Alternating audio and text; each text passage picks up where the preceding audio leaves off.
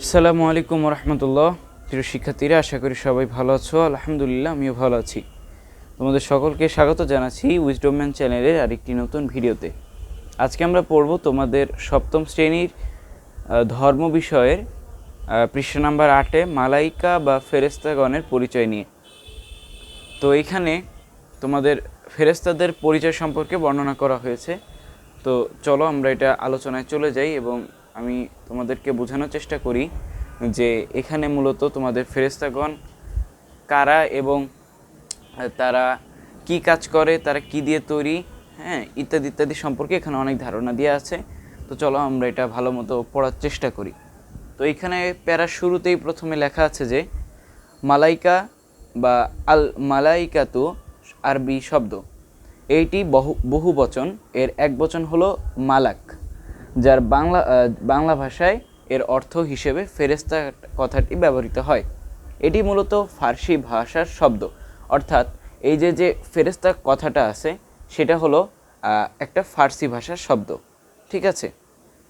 এরপরে ফেরেশতাগণ আল্লাহর আজ্ঞাবহ জ্যোতির্ময় সত্তা, তারা সর্বদা আল্লাহর বার্তাবাহক। ঠিক আছে। তারা আল্লাহ তাআলার অন্যতম এক বিষয়কর সৃষ্টি। তারা নিষ্পাপ এবং পুত পবিত্র। শিক্ষার্থীরা, এখানে আমি আগে থেকে আন্ডারলাইন করে কিছু লাইন দাগিয়ে রেখেছি যাতে তোমাদের আরও সুন্দরভাবে বুঝতে, মানে যে লাইনটা বেশি গুরুত্বপূর্ণ সেটা যাতে তোমরা বুঝতে পারো। তারা সর্বদা আল্লাহর তাসবিহ ও ইবাদতে মগ্ন থাকেন। তারা আমাদের প্রিয় নবীর প্রতিও দুরুদ ও সালাম পাঠ করে থাকেন। তারা মহান আল্লাহর মহাসাম্রাজ্যের কর্মবাহিনী। তাদের একটা বৈশিষ্ট্য হলো তারা মহান আল্লাহ তাআলার মহাসাম্রাজ্যের কর্মবাহিনী। তারা নূরের তৈরি। তাদের আরেকটি গুণ হলো তারা নূরের তৈরি। তাদের মধ্যে স্ত্রী পুরুষ ভেদ নেই, মানে তারা সবাই, কারোর মধ্যেই স্ত্রী পুরুষ ভেদ নেই। তাদের পানাহার, নিদ্রা ও বিশ্রামের প্রয়োজন হয় না। তাদের সংখ্যাও অগণিত। একমাত্র আল্লাহ ছাড়া তাদের প্রকৃত সংখ্যা কেউ জানেন না। তাদের কোনো নিজস্ব মত বা কর্মসূচি নেই, মানে আল্লাহ তাআলা যা বলবেন তারা শুধু ততটুকুই করবে, তাদের নিজস্ব কোনো স্বাধীনতা নেই। মানব চোখের অন্তরালে তারা অবস্থান করেন। তারা সর্বদা আল্লাহর আদেশ পালনে নিয়োজিত আছেন। আল্লাহর আদেশের বাইরে তারা কিছুই করতে পারেন না। মহান আল্লাহ তাআলা যাকে যে কাজে নিয়োজিত করেন তিনি সেই কাজে নিয়োজিত থাকেন। কাজের ক্ষেত্রে তারা ক্লান্ত ও পরিশ্রান্ত হয় না। আল্লাহ তাআলা বলেন, তারা আল্লাহ তাআলা যা আদেশ করেন তা অমান্য করে না এবং যা করতে আদেশ করা হয় তাই করে। সূরা আত-তাহরিম আয়াত হলো কত? 6। তো প্রিয় শিক্ষার্থীরা, আমরা পৃষ্ঠা 8টা দেখলাম। এর পরবর্তী পৃষ্ঠা আমরা যাই।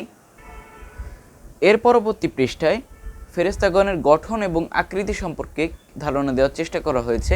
এখানে বলা হয়েছে আল্লাহ তাআলা ফেরেশতাগণকে বিশেষ আকৃতিতে অর্থাৎ নূরের দ্বারা সৃষ্টি করেছেন। মানে আল্লাহ তাআলা যখন যে রূপ ধারণ করতে বলেন তারা তখন সেই রূপই ধারণ করেন। আমরা আগেই জানি যে আল্লাহ তাআলার কোনো কথা ছাড়া, কোনো আদেশ ছাড়া তারা অন্য কোনো কাজ করে না। তাই মহান আল্লাহ তাআলা যাকে যখন যে রূপ ধারণ করতে বলেন তারা তখন সেই রূপই ধারণ করে।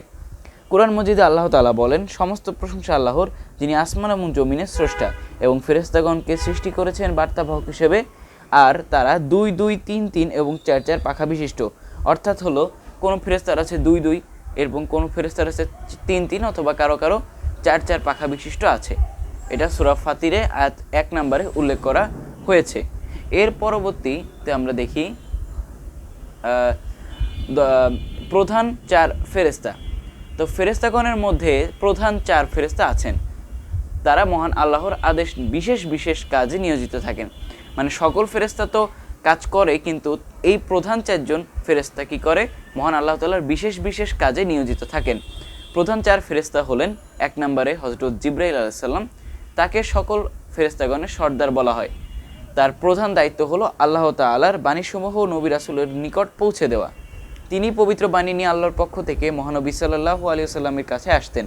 এছাড়া তিনি অন্যান্য কর্তব্যরত ফেরেশতাগণের নিকট বিভিন্ন সময় আল্লাহর দেয়া নির্দেশ পৌঁছে দেন। যেহেতু তিনি একজন নেতা, তো আল্লাহ তাআলা তাকে ফেরেশতাগণের নিকট সর্দার হিসেবে চিহ্নিত করেছেন এবং তার প্রধান দায়িত্ব হলো যে তিনি আসমানি যে ওহী আছে সেগুলো নবীদের রাসূলের কাছে নিয়ে আসতেন। এবং তার আরেকটা কাজও হলো যে তিনি ফেরেশতাগণের মধ্যেও আল্লাহ তাআলার বাণী পৌঁছে দেন। এরপরে 2 নম্বরে রয়েছে হযরত মিকাইল আলাইহিস সালাম। তার দায়িত্ব হচ্ছে বৃষ্টি বর্ষণ করা, উদ্ভিদ উৎপাদন ও সকল জীবের জীবিকা বন্টন করা। ঠিক আছে, এছাড়া বজ্রপাত ঘটানোর কাজও মিকাইল আলাইহিস সালামের দায়িত্বে। অর্থাৎ পৃথিবীতে আমাদের যে করা হয়, আসমান এবং জমিনে যে কাজগুলো করা হয়, যেমন বৃষ্টি বর্ষণ, উদ্ভিদ উৎপাদন এবং জীবের জীবিকা বন্টন, এই কাজগুলো মিকাইল আলাইহিস সালাম করে থাকেন। এছাড়াও বৃষ্টির সাথে সাথে বজ্রপাত ঘটানো মিকাইল আলাইহিস সালামের দায়িত্বে। এরপরে রয়েছে হযরত ইসরাফিল আলাইহিস সালাম। তার দায়িত্ব হলো মহান আল্লাহর নির্দেশক্রমে সিংগায় ফুৎকার দেওয়া। ঠিক আছে, ইসরাফিল আলাইহিস সালামের সিংগায় ফুৎকার দেওয়ার সঙ্গে সঙ্গে কিয়ামত সংঘটিত হবে। আমরা সকলেই জানি যে হযরত ইসরাফিল আলাইহিস সালাম বর্তমানে কি করছেন, তিনি সিংগায় মানে মুখ লাগিয়ে অপেক্ষা করছেন কখন আল্লাহ তাআলা নির্দেশ দিবেন এবং তিনি সিংহে ফু দিবেন এবং সঙ্গে সঙ্গে কিন্তু কিয়ামত সংঘটিত হবে।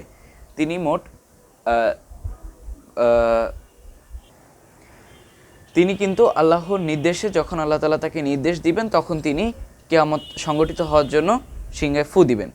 এরপরে রয়েছে 4 নম্বরে হযরত আজরাইল আলাইহিস সালাম। তিনি মালাকুল মাউত নামে পরিচিত। তাহলে আমরা এখানে একটা ইম্পর্টেন্ট জিনিস পাইলাম যে হযরত আজরাইল আলাইহিস সালামের আরেকটা নাম হলো মালাকুল মাউত। তিনি মহান আল্লাহ পাকের আদেশে প্রাণীকুলের জান কবজের দায়িত্বে নিয়োজিত আছেন।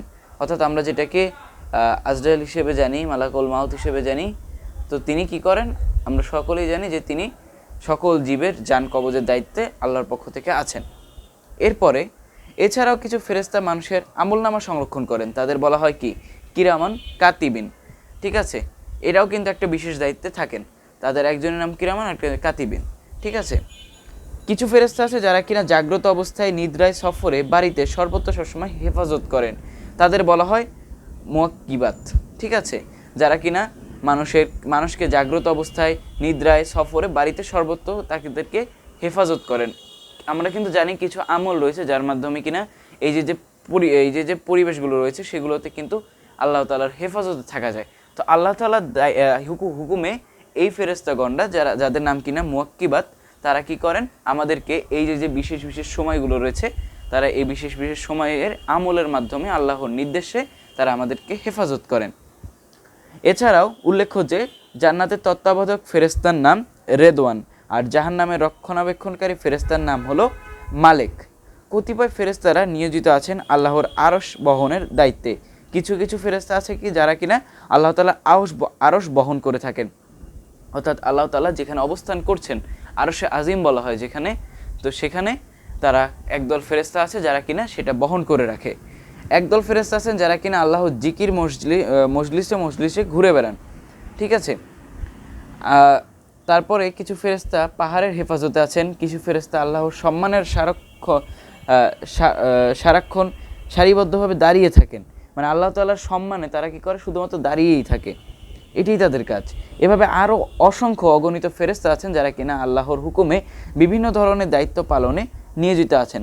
তাহলে আমরা এইটুকের মধ্যে কিন্তু অনেক ফেরেশতার দায়িত্ব সম্পর্কে জানতে পারলাম, আর এর মধ্যে কিন্তু আমরা বুঝতে পারি যে আল্লাহ তাআলার ফেরেশতাকুল অনেক অগণিত, অনেক অসীম, শুধুমাত্র আল্লাহ তাআলাই এদের এক্সাক্ট সংখ্যাটা জানেন। এর পরবর্তী পৃষ্ঠায় আমরা যাব ফেরেশতাগণের প্রতি ঈমান। তো মহান আল্লাহ তাআলা ফেরেশতাগণের মাধ্যমে তার জীব জগৎসমূহ পরিচালনা করেন। তারা কিন্তু আমরা আগেই জেনেছি তারা হলো আল্লাহ তাআলার কর্মী বাহিনী। তাদেরকে যা আদেশ করেন তারা তাই পালন করেন। মানুষের জন্য বাধ্যতা এবং অবাধ্যতা দুটি প্রবৃত্তি রয়েছে, কিন্তু ফেরেশতাদের মধ্যে শুধুমাত্র বাধ্যতা রয়েছে, অবাধ্যতার কোনো প্রবৃত্তি নেই। তাদেরকে সৃষ্টিগতভাবেই আল্লাহর অনুগত করা হয়েছে। আল্লাহ তাআলার সৃষ্টি ফেরেশতাগণের ওপর বিশ্বাস রাখা ঈমানের অবিচ্ছেদ্য অংশ। কেউ যদি ফেরেশতাগণের প্রতি ঈমান না রাখে তাহলে সে ঈমানদার থাকে না। আল্লাহ তাআলা কি বলেন? আল্লাহ তাআলা বলছেন যে আল্লাহ তার ফেরেশতাগণ, তার কিতাবসমূহ এবং তার রাসূলের ওপর বিশ্বাস রাখবে না, সে পথভ্রষ্ট হয়ে বহুদূর গিয়ে পড়বে। সূরা আন-নিসা আয়াত 136। তো আমরা বুঝতে পারি যে আল্লাহ তাআলার এই যে ফেরেশতাকুল রয়েছে তাদের প্রতি আমাদের ঈমান আনা কতটা জরুরি। কারণ আমরা যদি এদের প্রতি ঈমান না আনি, বাকিদের প্রতি যদি ঈমান আনি, মানে অন্যান্য বিষয়ের উপরও যদি ঈমান আনি এদের বাদ দিয়ে, তাও কিন্তু আমাদের ঈমান থাকবে না, আমরা ঈমানদার হব না, আমাদের ইমান হারা হয়ে যাবে। এজন্য আল্লাহ তাআলা কোরআনে আয়াত নাজিল করেছেন, যে বলেছেন আল্লাহ তাআলা ফেরেশতা, কিতাব এবং রাসূলের ওপর বিশ্বাস রাখতেই হবে, নাহলে তারা পথভ্রষ্ট হয়ে অনেক দূরে গিয়ে পড়বে।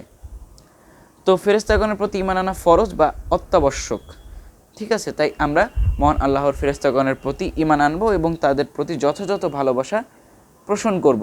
মানে আল্লাহ তাআলা যে সৃষ্টি করেছেন, আসলেই যে ফেরেশতারা রয়েছেন আল্লাহ তাআলার কাজে নিয়োজিত, তারা যে আমাদেরকে বিভিন্ন কাজে হেফাজত করেন, এটা কিন্তু সবই আল্লাহর নির্দেশে করেন, তাদের কিন্তু নিজস্ব কোনো ক্ষমতা নেই। এটা আমাদের বিশ্বাস রাখতে হবে যে এটাও আল্লাহর সৃষ্টি, শুধুমাত্র তারা মানব চক্ষুর আড়ালে, তাই আমরা বুঝতে পারি না, ঠিক আছে। এই অদেখা অদৃশ্যভাবেই আমাদের কি করতে হবে, তাদের ওপর ঈমান আনতে হবে, ঠিক আছে। না দেখি তাদের ওপর ঈমান আনা আমাদের জন্য ফরজ। তো প্রিয় শিক্ষার্থীরা, আমরা দেখে নিলাম ফেরেশতাদের প্রতি ঈমান আনার যে অংশটুকু ছিল সেটার আলোচনা। তো আজকের ক্লাসটা আমরা এই পর্যন্তই রাখবো। এর পরবর্তী ক্লাসে আমরা আল্লাহর কিতাব সময়ের প্রতি ঈমান আনার যে প্যারাটুক রয়েছে, যে আলোচনাটুক রয়েছে, সেটা আমরা বিস্তারিত আলোচনা করব। তো আজকের ক্লাসটা এই পর্যন্তই, দেখা হবে এর পরবর্তী ক্লাসে। সে পর্যন্ত আল্লাহ তাআলা তোমাদের ভালো রাখুন, সুস্থ রাখুন। আল্লাহ হাফেজ। আসসালামু আলাইকুম ওয়া রাহমাতুল্লাহ।